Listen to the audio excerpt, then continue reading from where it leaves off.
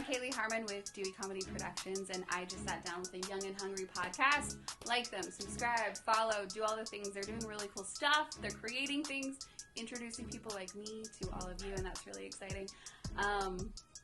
Yeah, buy tickets, come to my show, support this podcast, do the thing. I'm good, how are you? All right, I'm feeling good.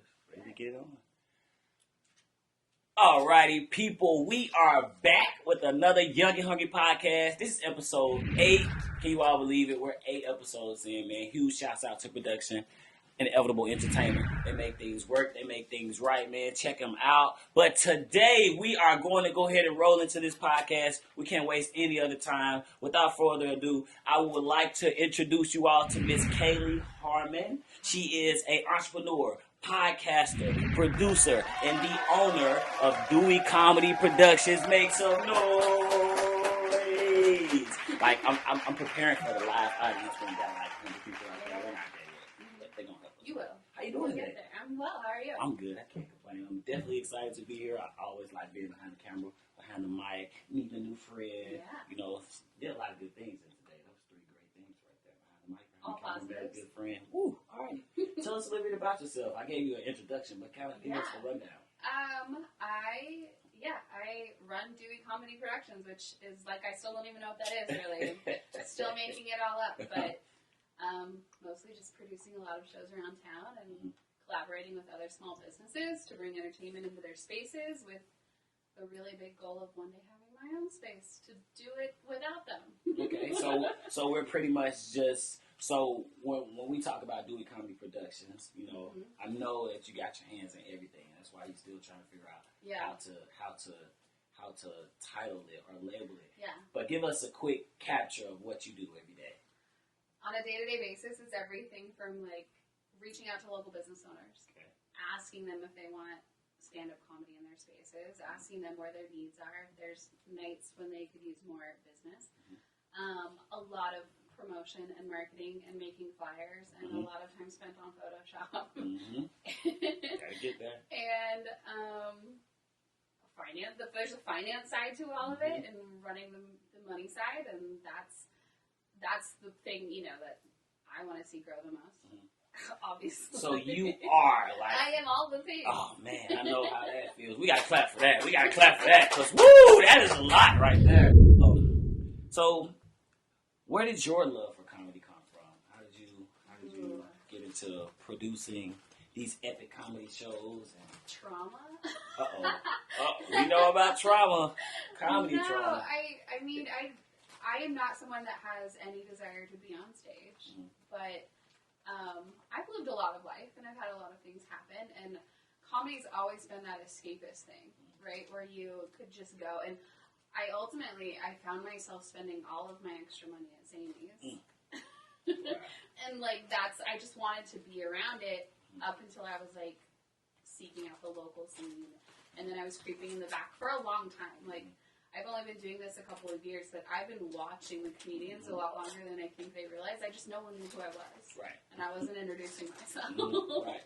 But I have really young memories of comedy too. Like, I grew up in Arizona in very like kind of rural, horses, cowboys, country. Like, that's kind of where I came from.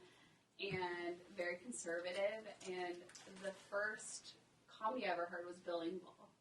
And like, now that I'm in it, I'm like, oh god. But I remember having that album and being like, and memorizing all of the jokes. And I was, you know, it's corny and cheesy, but that was something my parents were into, like Jeff Foxworthy, and like very hokey. So it rubbed off on you. Yeah. Okay. And then I think it just, I don't know, I started actually buying albums, and then I started going to see people as an adult. Once I was like 19, 20, I was going to comedy clubs in San Francisco and just doing the thing. And then more recently it was like, okay, how do I make this my life without having to get on stage? So have you ever been on stage? No. Never been on stage? No. Are you ever going to get on stage? No. I don't even like doing sound check. Do you have any jokes for us? That's not my job. Not even knock-knocks? No. Oh, okay.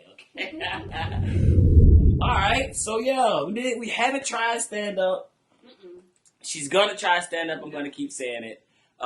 So, what's the process, or what did the process? So I heard you earlier say, you're going to your daily routine is like going to business owners, trying to convince them or show them that they need comedy, or showing them how they can turn small nights into big nights, right. with comedy. Yeah. So how did you turn this into a business? Like, how did you go about doing that?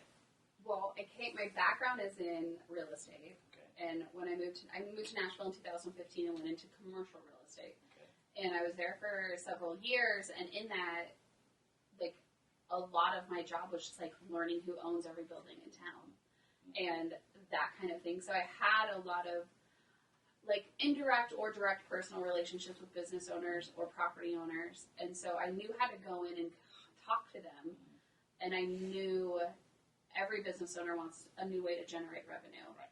And half the time it's the only thing they consider is music if they're going to bring in entertainment. Wow. And a lot of them have the spaces for more. Just don't have the brains. And it's yeah, you go in and you're like, hi, I can bring in like people that have never been in your space before, who don't know what you offer, who've never tried your beer or never had your whatever. And in return, we're creating stage time for these comics that don't have anywhere else to go up. Our open mics, and everything's always in flux, and they're starting mics and quitting mics, and restaurants are, it's never consistent. And so, like, to be able to offer, like, stage time to comics every week so that they can continue to develop. That's the goal. Yeah. And so it's like, I try to pitch it as, like, this is how it benefits you, and this is how it'll benefit me. It's a mutual thing. Right. And nothing bad can come from it at all. It's either business or not. Except for the stress. Except for the stress. Yeah, they don't have to deal with it though. I just show up. Yeah. They just literally have to unlock the door. Well, yeah. So, a ballpark number. Mm-hmm. How many comedians have you in Nashville have you come in contact with, or given the stage, the platform? Give us your track record. I don't know. All of them? All of them, yeah! That's what I'm talking about. Everybody. Anyone that should be on stage. Right. I mean, I don't know every open micer, and I'm happy that I don't. I've had some people that you don't. But, I do want them to continue to grow and improve, and I get submitted tapes all the time from folks that are not ready. But they'll get there. If they do the right thing. One of my favorite comics that I've ran into is the Dusty guy. Dusty Slade? Yeah, dude is funny. I don't know if it's just his voice or what. But local legend. Yeah, Dusty is funny to me. Yeah, we have a ton of talent here. Mm-hmm. And it just needs to be highlighted more. It needs to be elevated. Well, shouts out to Dewey Comedy Productions, because that's exactly what they do, not aspire to do. They do that every day. Every day. Breakfast, lunch, and dinner. Making it happen out here. Okay, so we understand that it is Women's History Month. Yeah. So how important and influential have women been on the comedy scene? A lot of people overlook women talent. Mm-hmm. So give us some. I mean, I think on my end, being behind the scenes, being on the booker end, there's actually a lot of women in that position, which is kind of cool. Like, you see predominantly men on stage. Mm-hmm. But notoriously, Mama's in the background. Yeah, we're running everything. Yeah. And so, like, Mitzi was notorious at the Comedy Store. She ran that. And Caroline runs Caroline's in New York. And here, Lucy books Zanies. And the Cellar is now being booked by Liz. Like, it's all women. Mm-hmm. And so those are sort of, like, cool people that a lot of them I've gotten to connect with. Mm-hmm. And sort of start building those relationships. And the coolest part is most of them are super willing to be like, yeah, here's what you do. Like, Liz took me, I was introduced to her in New York, unplanned, like, just showed up. Will Sylvans out of New York introduced me, like, walked into the Cellar and was like, here, talk to Liz. And I was like, ugh. Direct. And she sat there for 45 minutes with me and told me how she books and told me what her process is. And she's booking all of New York. She's booking all of Vegas. And she was like, more than happy to just share knowledge. And I was like, this is cool, because women get a bad rap for being, like, catty. Mm-hmm. And we are. They are. Yeah, but that's what happens when you got to deal with all these men, huh? But so far, I've encountered some really great women on the behind-the-scenes side that, yeah, we all want to put on good shows. And then from a talent perspective, I mean, that's something Nashville is like trying. I wish there were more spaces for women to feel comfortable at mics and stuff. That's a complaint I hear a lot. It's just like, I don't know, like, the room makes me uneasy or whatever. And, like, that's on each of them. I'll walk in any one of these rooms. I'm not, let's go. Get it going. Right. But there's a handful of women here who are really killing it. You know, we've got Amber Autry just moved down from Chicago, killing it. Ashley D is, like, new, like, a couple years in and killing it. And there's other women that are trying to figure it out. And so if we can give them more spaces, they're going to take off. Seems like somebody has to create a women's show, not just doing women's month. We do. I mean, that's been a goal of mine, is to include more than just one. Like, a lot of, like, when I first started, a lot of it was like, well, we need at least one woman. Like, we just need one. And now it's like, can we do 3 women? Like, can we change up the ratio? Why does it have to be just one token woman? Or, you know, so I try to get in a few as I can. And women will reach out to me who want to start stuff. And I'm like, yeah, let's go. Let's put together a show that has your face on it. So I have 2 right now that are hosted by women. Okay. And I've got a 3rd one that's, like, in the works. So, you know, just trying to incorporate them. Well, shouts out to all the women out here blazing the way. Make sure you reach out to Dewey Comedy. They're definitely going to get you on stage somewhere. I think I want to get on stage. I just had an epiphany. I'm getting on stage. I need 5 minutes. Can I get 5 minutes? Just 5? 3? I can take 3. That's all I need. I really just need 30 seconds. And I'll say 2 funny jokes and I'm going to be gone. Yeah. Hey, and based on, you know, what we've been seeing, I know you got a great relationship with our executive producer, Mr. Jay McNutt. I've actually saw him at one of your shows. I actually saw him on your page. I saw a lot of people on your page. So based on what it looks and what you got going on, you've been killing it. I'm trying. Yes, I'm trying to make spaces for everyone. We definitely, I want to say thank you on behalf of all the creators out here who are giving the stage too. But we're going to go ahead and just roll into the podcast because I'll get in trouble. I spend a lot of time talking about better you than me. Yeah, so we'll be there. We got you talking a bit. So as you all know, we're rolling into the 4 segments of the Young and Hungry podcast, and we're going to go ahead and kick off segment number 1, my favorite segment, which is the Meek segment. Now, everybody knows, I think I say this all the time, Meek Mill is one of my favorite artists. If you don't know Meek Mill, you're losing. But Meek means humble. So on this segment, you will just tell us a story or a time upon your entrepreneurial journey where it humbled you. It made you realize, like, well, we can tell you didn't give up. But this was one of those moments where I was like, man, is this really for me? You know, so help us kind of paint that picture for us. I don't even know that there's one really standout time, but there's like, it's ebbs and flows, right? And there's like self-doubt all the time. And you're like, what am I doing? Why am I doing this? And you have to constantly be reminded of like, okay, I'm trying to create this thing and feed into the scene here and expand the scene, because Nashville's got so much happening outside of the music industry, and people they just don't know. All they know is music. They don't know the level of talent we have. They don't know the level of diversity we have here. We have so many like black and female and wonderful people, and you know, right now on a bigger level, straight white dudes from the South are being pushed, and it's like, hey, we have so many more things going on, and so I have to remind myself that, because self-doubt all the time, constantly. I'll text friends, I'll text other comedians and be like, oh my God, why do we do this? Like, what is comedy? Like, what are we doing? for that inspiration, I like that. And then you remember, like, and then you have a great show or something, and you're like, oh yeah, this is what it's all about. I try to focus on those small wins. I think a lot of times we overlook the little small wins. Like, you know, an email that you've been waiting on for months, and that person finally responded. It's like, man, celebrate those small wins because they keep you going. So, definitely. Self-doubt is always something. So, along this journey, the self-doubt or the times where you doubt yourself, you know, you have to go back and get that rejuvenation. So, that right there is what humbles you to keep putting on.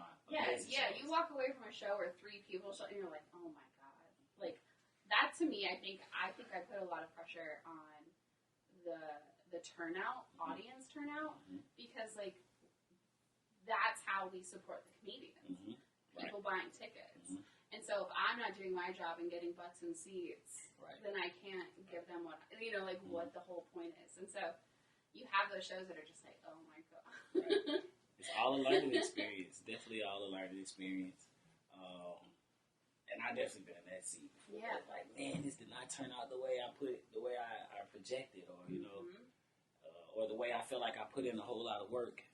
But we keep working through those. We keep working through those, which is why we're sitting here today to kind of share our stories, to kind of help people get over those times, or kind of see it from a different light. Who would say? Yeah. All right. So yeah, that's the meek segment. I think we were cool there. Cool. I mean, we could roll on from there. So the next segment is going to be the word wall segment. So we do this thing where we ask every entrepreneur that comes here to define a word that kind of highlights their journey.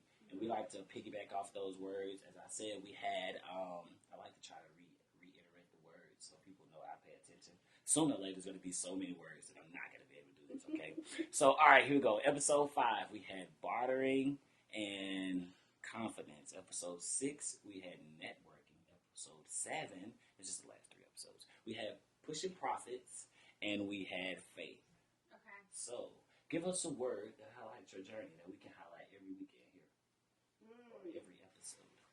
I think the thing I come back to a lot is like, because I have a tendency to get in my head and compound everything that's not going right, or be overwhelmed because things are going really well and I don't know how to like manage all of it.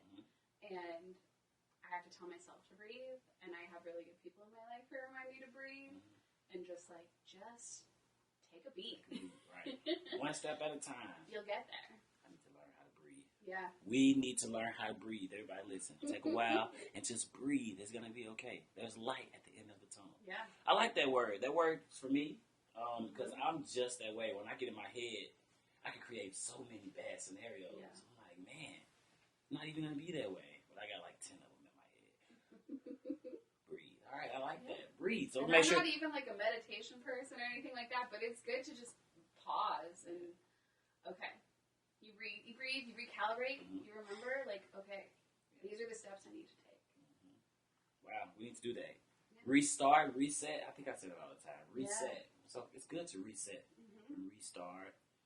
Chase the same goal, the same ending. Yeah. But reset, restart. Breathe, everybody. Everybody say it. Breathe. All right. So yeah, breathe. We're definitely going to add that on the word wall. That complements all the other words, because you got to be able to just take a break. You can't get to where you want to go if you can't focus and be positive and clear your mind. So the next segment we're going to be rolling into is going to be one of my other favorite segments. Okay. My first favorite segment is definitely me. Second favorite segment is going to be free game. There's a lot of people that are going to be watching this and that want to be in your shoes one day. And I know, we know that it's hard. Hey, there's a lot of crazy people out here. But give them some free game. You can use a story. You can give them some tips. You can give them some rules. But we want them to be able to take something away from what you're saying and apply it to their walk and where they're going. So, I mean, I think you have to love the culture of stand-up. You have to love the people, because you're going to meet every kind of possible weirdo. Like the weirdest weirdos are the ones getting on stage. It's a variety. You have jocks, and you have people that are for sure incels, and you have everybody. And so you have to be a people person. You have to be able to be down with all of the weirdness and know that it's a million hours a week. It's not going to stop. It's because, it's not just like find a cool space, put together a flyer, book your 5 favorite people. That's not it. You're figuring out how to get it onto event calendars, and how to get promotions, and how to get it seen, and fill the seats, sell the tickets, and you're also probably responsible for bringing in half of the AV equipment, and you're also probably responsible for like stacking chairs. Like it's so many things, and I think if you don't love it, you're gonna burn out really fast. So you have to want to be in those rooms with all of the crazy, a lot of nights of the week, really late, Right. So what would be a good start if this was something that I wanted to do and I needed to, and I wanted to start now for the future? What would be a good start? I mean, I think just familiarize yourself with the people that are in this industry. Become friends with them, or at least acquaintances, and watch what they're doing. Take it all in, soak it all in before you jump in. Because that's what I did. I'm telling you, I lurked for a long time. You got to. And then figured out where like my skills fit with what needed to happen. But then you just kind of got to go for it. Jump off the porch. You just gotta have a space, and you know the owner, or you know someone that's the bartender, or whatever your connection is to the space. You just ask. A lot comes from asking. Right. People don't always remember that, like, if you just ask. A lot of people are scared. A lot of places want to bring in something cool. They want to mix it up. They want to be the restaurant that also does comedy or music or whatever space you're going into. But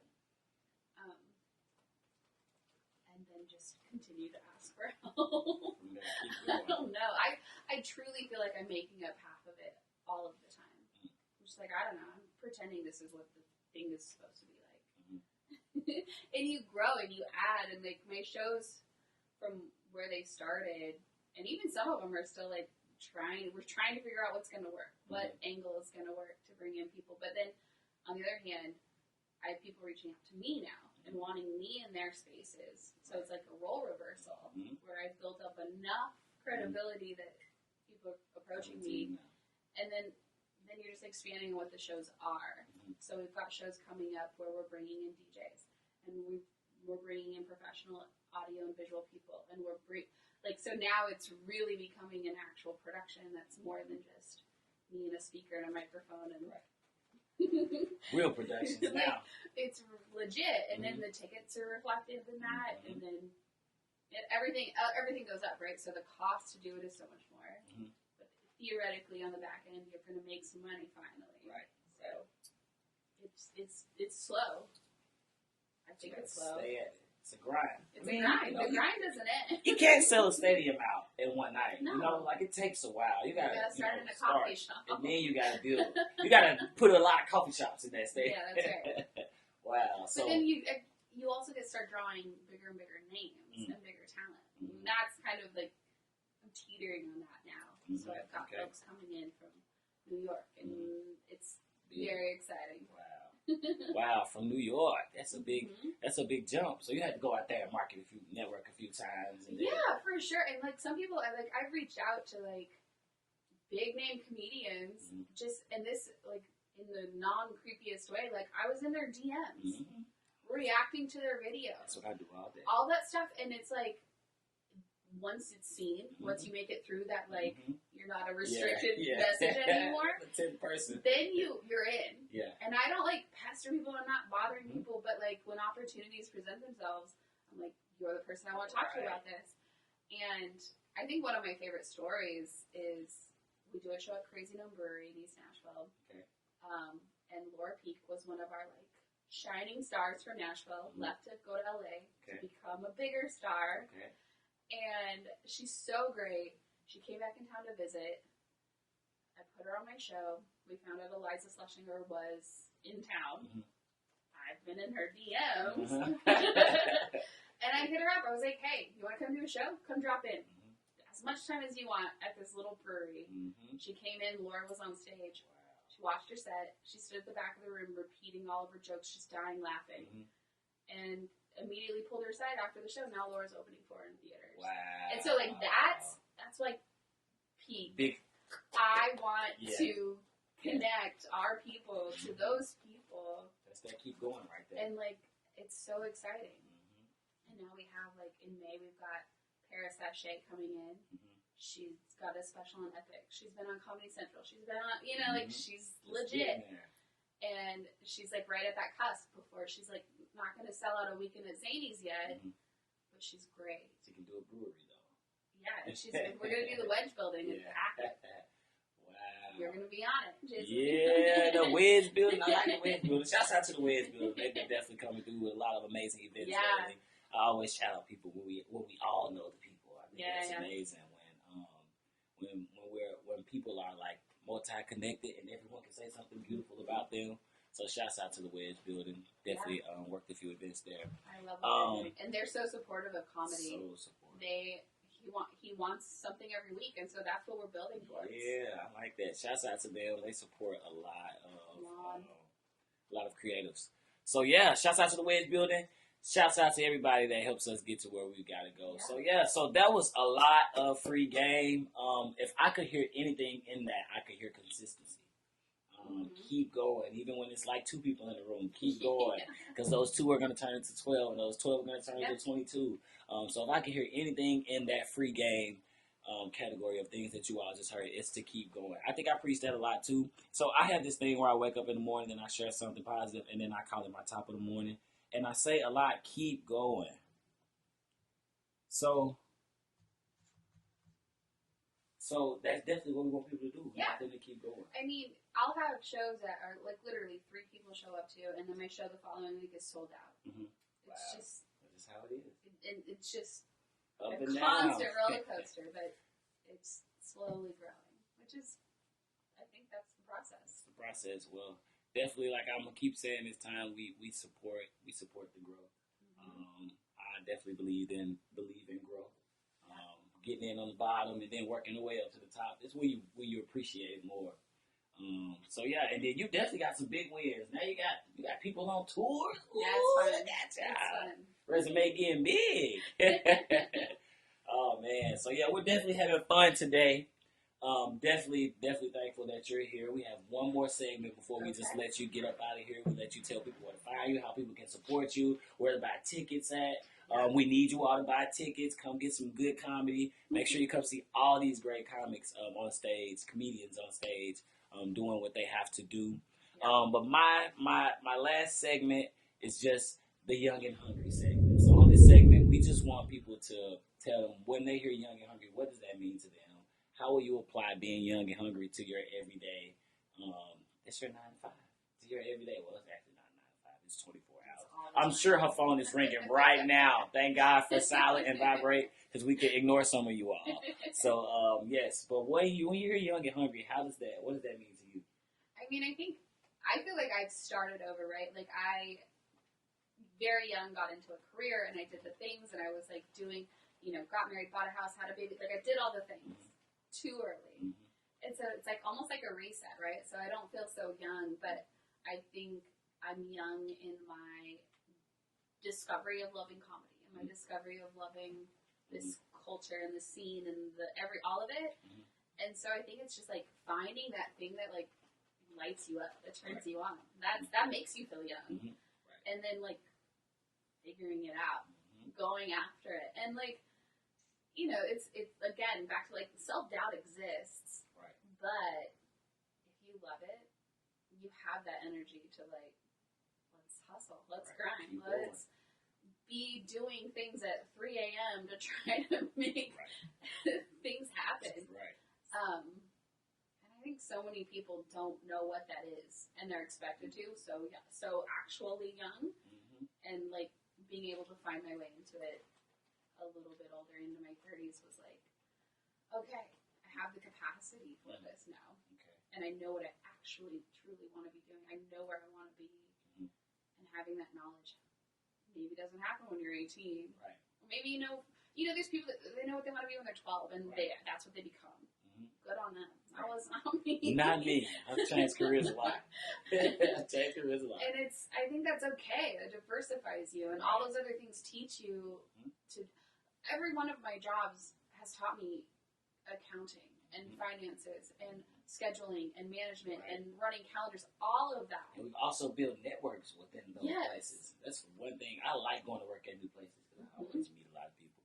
Yeah, and it just builds, right? And now I get to apply it all for myself. That's right there. This is all for me. I'm out here grinding for me. I work for me. I work for me.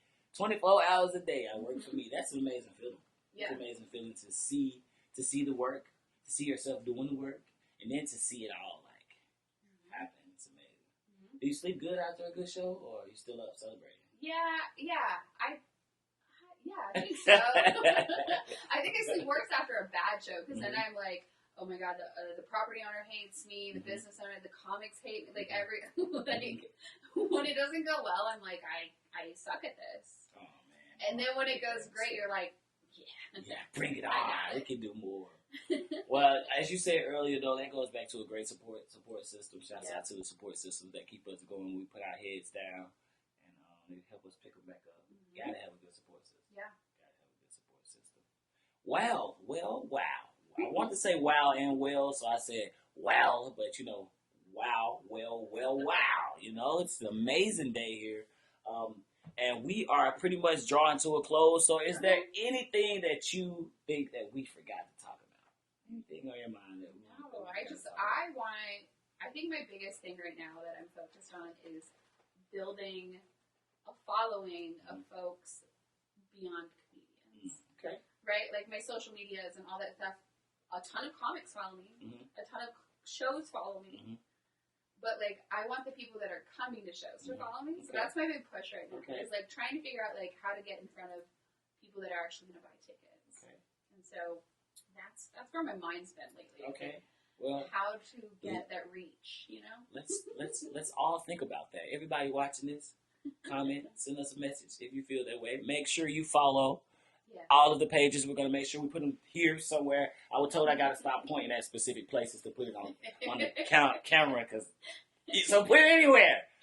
So that's the one thing we want people to do. We would love for people to follow, like, share, comment, follow your pages. So go ahead and tell people where they can follow you. Okay. My primary comedy page is at Dewey Comedy. DEWE. That's where all the shows are posted. That's where the links are to my website. And on my website, there's a calendar page. There's a ticketing page. There's a merch page. Okay. There's a how to get booked page. It's all there. Which is just deweycomedy.com.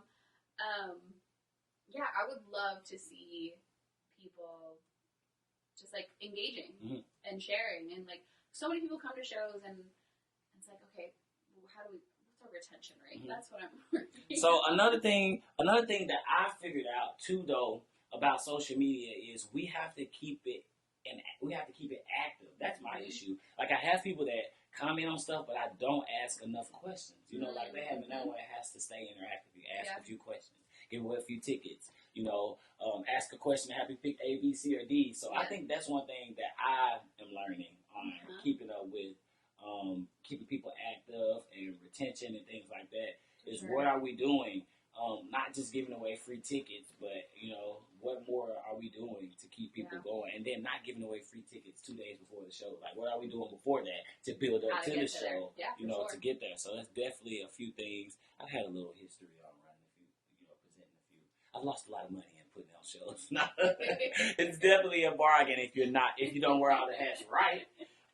Before we get out of here, do you have your top 5 most influential female comics? In no order. All right. I should go get the poster out of the backseat of my car right now. It was just Black History Month, and my daughter's project was all Black female comedians. There's like 30 on it. Oh man! Beep. Pause that. Let's go get it. Pause. You want to go get it? Pause that. All right. So we were just talking about your top 5 most influential women comedians. Yeah. And you said you had a poster outside. So we paused the cameras and we went and got that poster. Let's look at that poster. That poster here. We had to make sure we showed you all this. Created by my 8-year-old. Yeah, shouts out to her. Look at this. Wow. 1, 2, 3, 4, 5, 6, 7, 8, 9, 16 people on here. Unless I counted wrong, 15 or 16. That's what I have room for. So who we have? Let's list some of these people on here. You don't know some of these people. Go ahead. Let's talk. The classics, the originals. Moms Mabley, Hattie McDaniel. I mean, they were way before our time, right? But they set the tone. And we've got Whoopi. We've got Miss Pat. Miss Pat's killing it right now. She's got her own show. She's got specials coming out. Nicole Byer, you see her everywhere. Netflix, all the places. Podcasting. Wanda. We can't forget about Wanda. Yeah, Wanda Sykes. I mean, she's probably one of my favorite. Yeah, she is. You've got Issa, who's creating so many things for people right now. Just Definitely. like establishing shows all over the place. And yeah, Lonnie Love is crazy. Maya Rudolph. She's just hot. Yeah. We've got CJ Walton. She's local. She's our that's yeah. our nod to local comedy. I've met CJ. Shouts out to CJ. She's such a good time. Yeah, so these are like Monique on here. Listen, now we have to shout Juniper out because there is a winner banner on here. Yeah, she won. Now we can't forget. Hold on. Dewey Comedy creates winners. We know that. All winners. This is her winner. You know, so she's cultivating you all on stage to win, but she's got her own winner. Hey, shouts out to Juniper, and shouts out to all of these women doing the thing, killing the game. Shouts out to this segment. Shouts out to Women's History Month.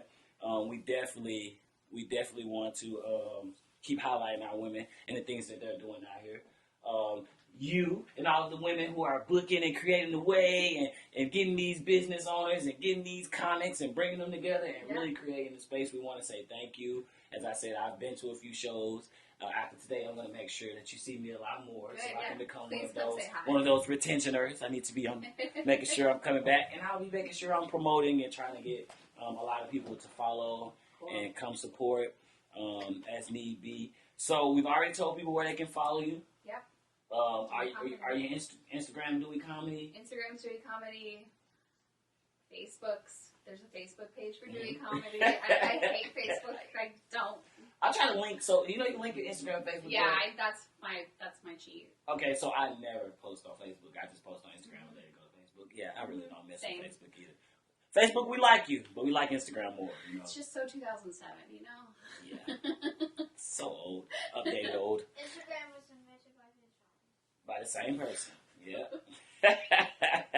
Got schooled on the set today. But listen, before we get out of here today, we want to say once again thank you to everybody watching. Make sure you like, comment, subscribe. Make sure you follow, share, support, purchase tickets, all of the things that helps these entrepreneurs keep going. And we want to say once again thank you so much for being here today. This is fun. Thank you for Thank you. I'm glad you feel this is fun. She came in the middle of a storm. It's actually storming outside. So listen, to all of the sponsors, we need a little extra more sponsorship after this because we have to figure out a way to get people here. We need a sponsored car. You need a driver. We need a driver. Look at that. I'm not asking for too much. I thought I was asking for too much. She just solidified it. Well, all right. Thank you. Let's get out of here. You all have an amazing day. Yo, what's up, everybody? Definitely want to thank you for tuning in with us here at the Young and Hungry Podcast, where we aim to promote, inspire, and encourage entrepreneurship on all levels. I'm telling you, we are so thankful that you are tuning in with us today. Make sure you follow us on all social media and streaming platforms at the Young and Hungry Podcast. As simple as it sounds, the Young and Hungry Podcast. We want you, and you on the show. So make sure you tune in, DM us, find out how you can come, kick it, and tell your story on the show.